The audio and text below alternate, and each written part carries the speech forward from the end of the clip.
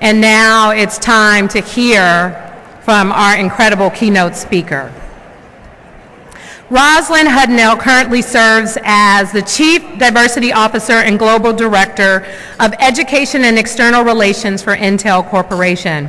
She oversees Intel's strategic approach to the development of a diverse workforce worldwide, college relations, workforce policy, and global branding and marketing of Intel's image as a workplace of choice. She has been interviewed by Forbes, CNN, MSNBC, and the Harvard Business Review. She serves on the board of directors for the Center for Work-Life Policy and the National GEM Consortium. Ms. Hudnell has received numerous awards, including Black Engineer of the Year for Corporate Promotion of Education, Ruth Stanish Baldwin Award, the Alpha Kappa Alpha Sorority Community Award, the Sacramento Urban League's President's Award. She's completed her undergraduate degree studies at St. Mary's College and has done advanced study at UCLA Anderson School of Management. Ladies and gentlemen, please welcome to the stage Rosalind Hudnell.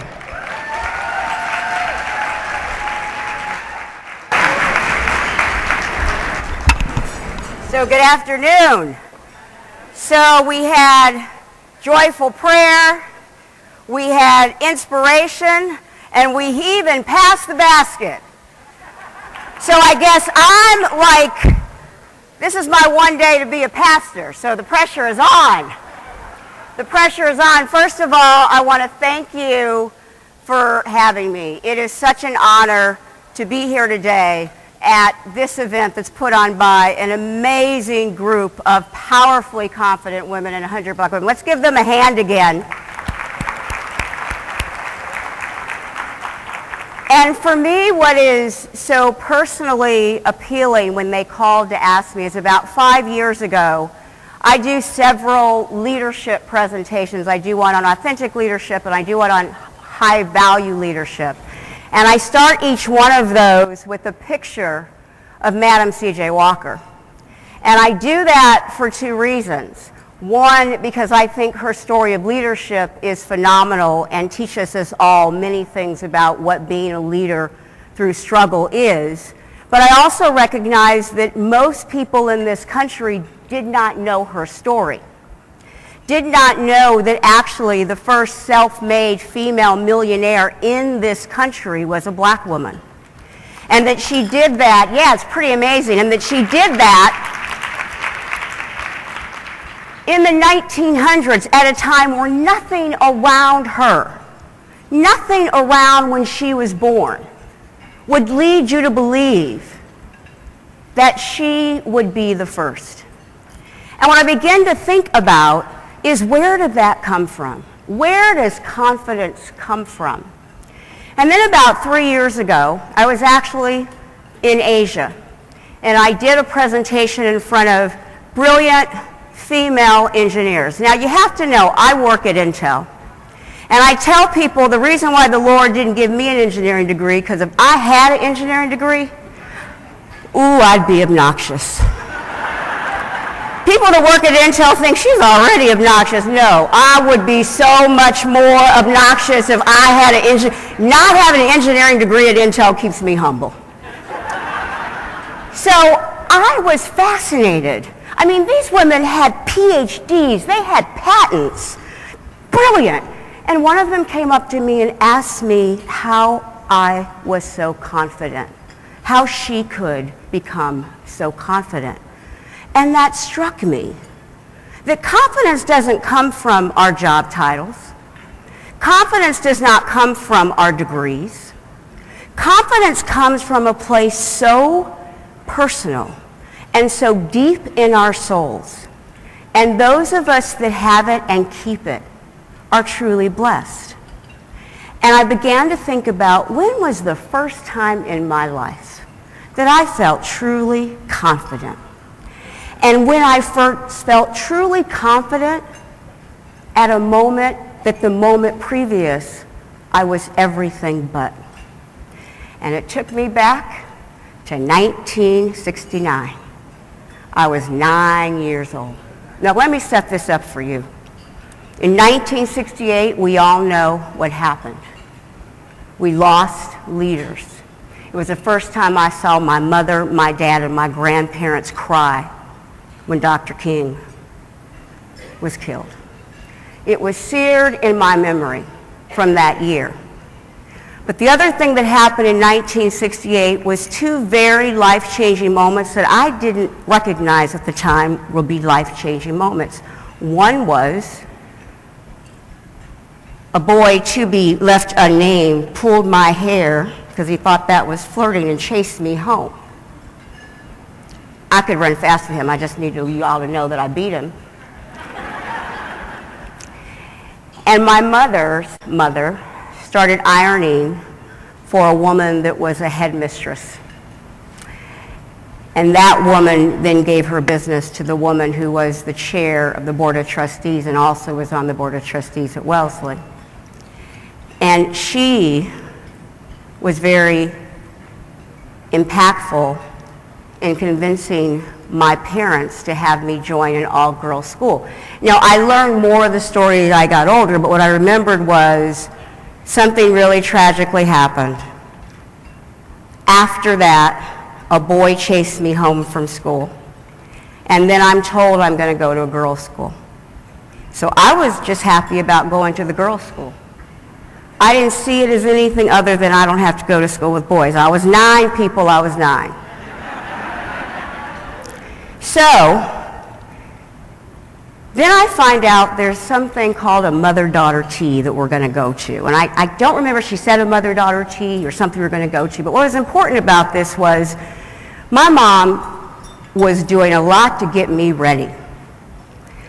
I got a new dress. It was not Easter or Christmas.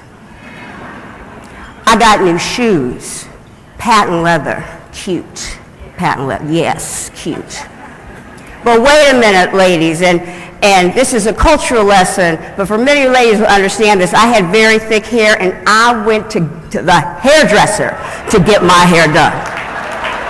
Yeah, you with me? Because that only happened on Easter.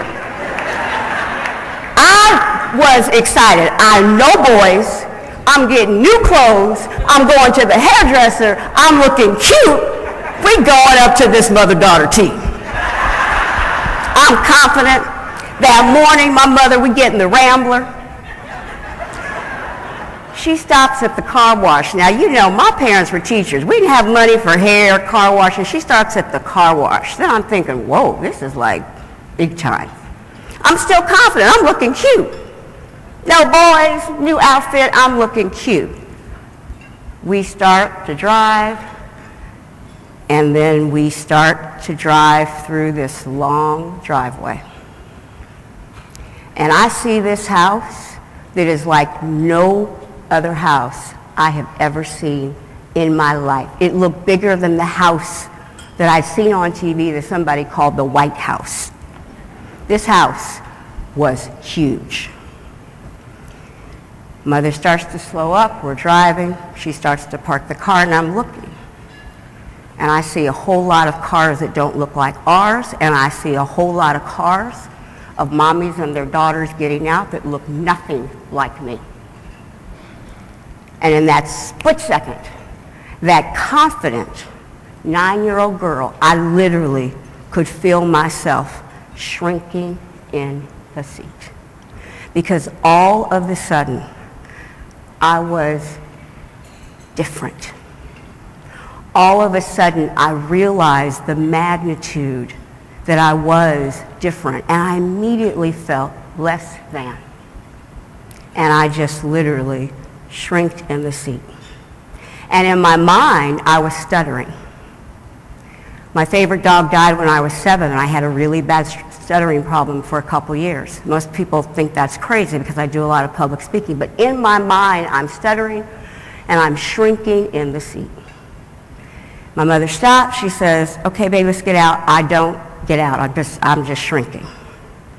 And she's looking at me and shrinking. She reached over, she passed me, she goes, it's okay. And I think she knew.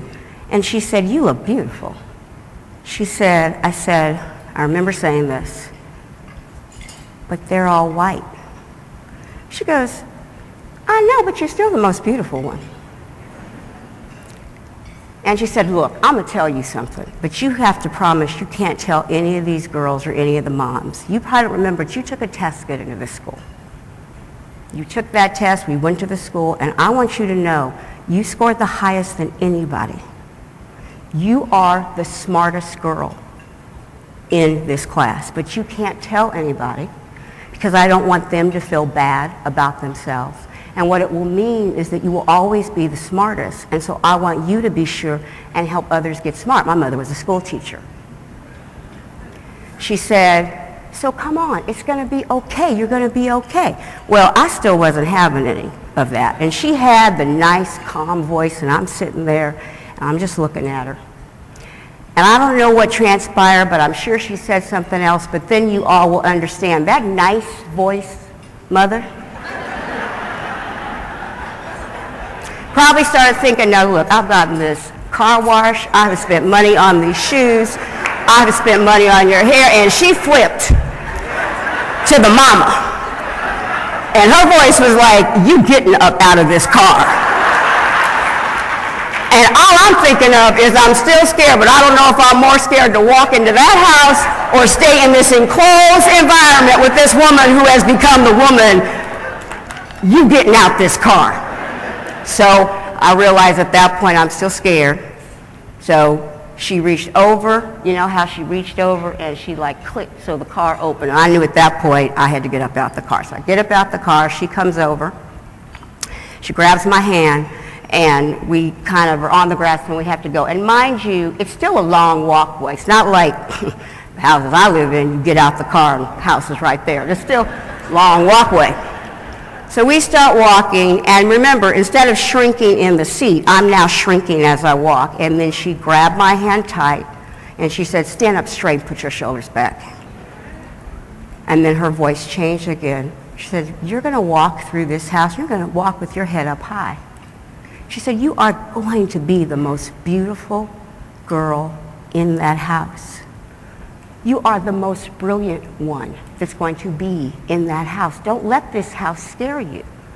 She said, as a matter of fact, she said, if you work hard, you study hard, and you stay focused, you can own this house one day. No, we're going in. And she said, but let me tell you, she goes, I know you're scared. I'm going to hold your hand. And if I have to hold your hand the whole afternoon, no problem.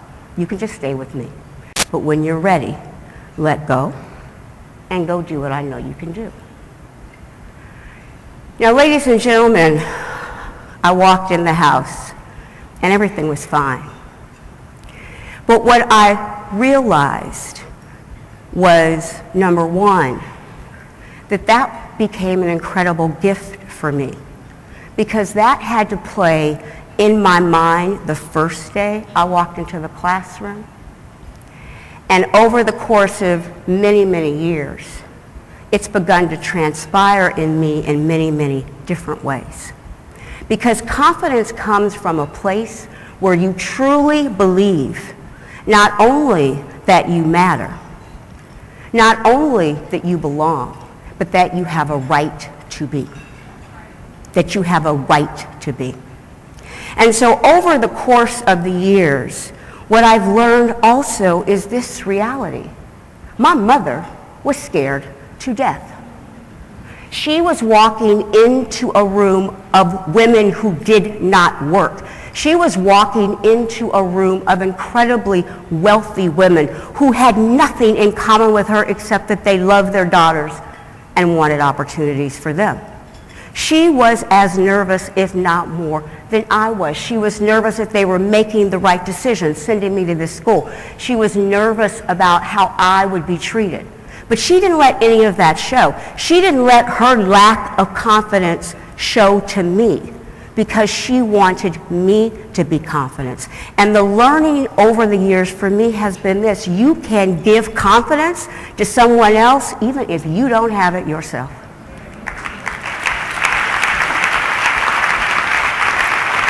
Because what she saw, see, I saw it as a house. I really did.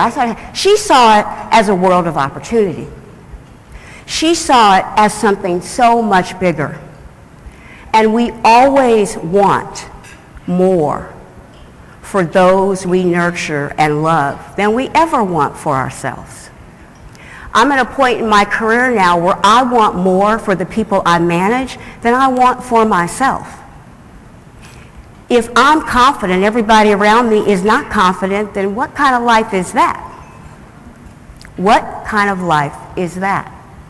So as I look at what it means to have the gift of confidence, what I've learned throughout my life, it's in those moments when I forgot the gift my mom gave me that day. Those are the worst decisions of my life.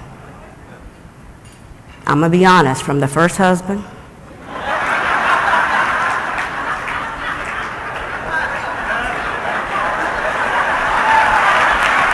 we're in church, we can be real, right?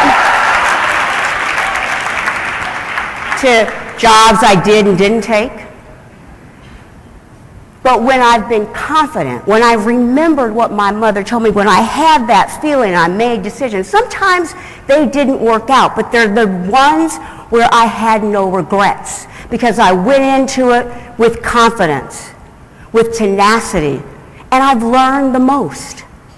It's not that you're going to not ever make mistakes, but when you make mistakes from a place where you're making a decision that you aren't confident enough to think differently, for me, that is the worst mistakes in my life I've made. The worst management mistakes, the most personal mistakes. About 10 years ago, it's funny. You know, this is a room of confident people, accomplished people, brilliant.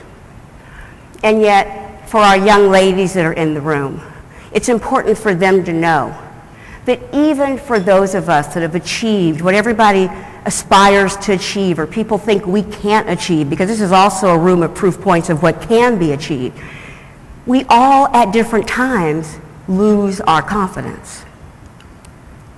Or you come into a situation where you realize the magnitude. So about 10 years ago, I had been working on a diversity strategy for Intel for several months, and I was really excited. I was going to have the opportunity to go in and present to our chief executive officer, our chief operating officer, our chief financial officer, chief. And I was excited. I got a new suit. Sound familiar? Got some new shoes. I was looking cute. And, you know, I had made a little bit more money, so I could get my hair done more than on Easter. So I'd gone. I was in R&B, which Intel is the Robert Noyce building. That's our corporate headquarters. And I'm feeling good, and meetings at 10 a.m. And like 9:58 before I go in, all of a sudden, I was that little girl in that seat. I thought, whoa. I could feel myself shrinking. I could feel myself stuttering in my head. All of a sudden, I realized the magnitude of what I was about to go into. Now, I was prepared. I had practiced. I knew what I wanted to do. But all of a sudden, am I good enough? I'm going to be the only one in the room that looks like me. They're more senior. They're smarter. How's it they're going to listen to little old me? They're all technical, they're engineers, Caltech, MIT, Stanford, you name it. What? They're going to listen to little old me. I lost my confidence. And this is a true story. I swear to you, it's a true story. I turned around, I walked into the women's bathroom. Thank goodness nobody was in there, because I don't know if I would have had the guts to do it if somebody. I looked at myself in the mirror, and this is what I said. I said, Rosalind, you're going to be the most beautiful person in that room. You are the most brilliant person in the room, particularly on this issue. You are going to walk in that room and you are going to own that room today. That moment took me all the way back, and it reminded me that that gift my mom gave me that day wasn't just for that day. And suddenly the house wasn't about the house. It was about you can own whatever you want to own if you work hard and you're prepared for it. And that has truly become my motto. It's what I said to myself in my 3-hour car ride. I just had a lot of time to say it to myself this morning. Because I'll be honest with you, when you present in front of your own, it's a little bit more nerve-wracking than presenting in front of folks that don't look like you. And I thought, what can I tell them? Will my story be enough? Will they get what I'm trying to say? Will they get that this isn't just about our own individual confidence? My call to action to you is you better be giving it to somebody else, whatever the story is. Whatever the story is. Because if you don't have a story to share with somebody that needs confidence, my gift to you is use mine. So we're going to have to practice, because, you know, I practiced it. We're going to practice. We're going to practice. You know, last year, I know those of you that were here, you had Judge Glenda Hackett here. And when I met with her, she double dog dared me. Did she double dog dare you guys? She double dog dared me to scheme and dream.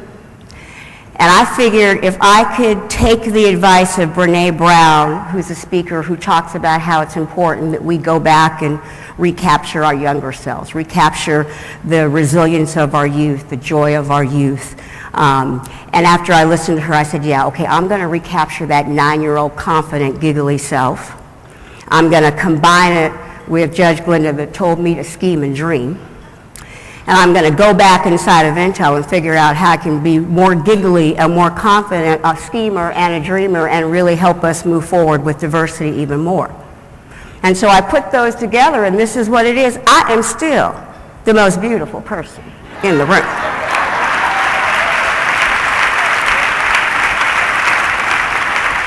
And I am definitely the most brilliant.